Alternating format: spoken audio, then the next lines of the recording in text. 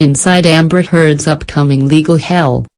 Heard is dealing with yet more courtroom drama about who is responsible for paying her exorbitant legal costs while she appeals the $10 million she has been ordered to pay Johnny Depp.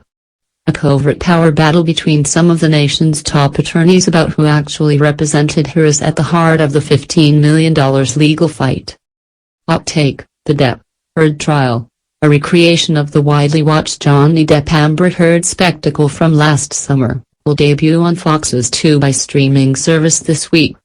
This is a rather hurried and exploitative feat, even by B-movie standards, especially because the plot isn't ended yet.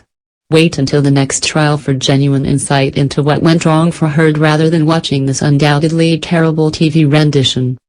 Yes, less than 4 months after the Depp-Heard confrontation ended, we're on the verge of yet another round of litigation, one that promises to shed even more light on the power struggles and jockeying inside Heard's camp. Recall that Depp sued Heard over a Washington Post op-ed in which she referred to herself as a public figure symbolizing domestic abuse in 2019. This was 2 years after their marriage ended. This matter was litigated for 3 years, during which time Heard frequently changed her legal counsel. Eric George, a well-connected Los Angeles-based barrister who is extremely skilled at handling celebrity complications, a Mel Gibson custody battle, a covert Kim Kardashian engagement, etc., headed the defense at first, but he may not have been the right First Amendment expert for her.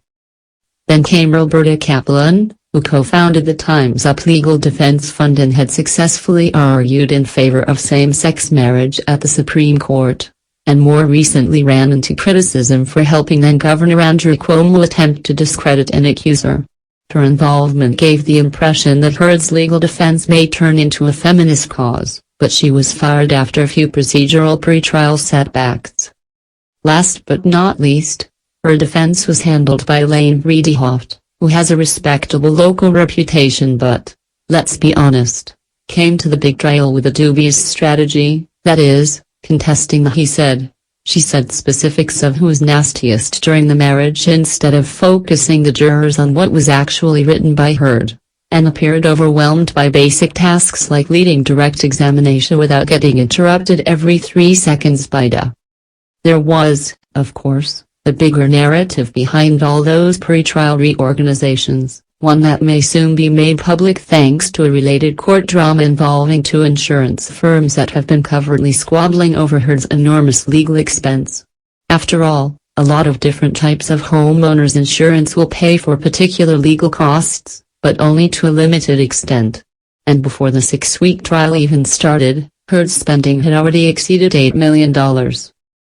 Heard has subsequently retained Ballard Spahr attorneys J. Ward Brown and David L. Axelrod to represent her in her appeal.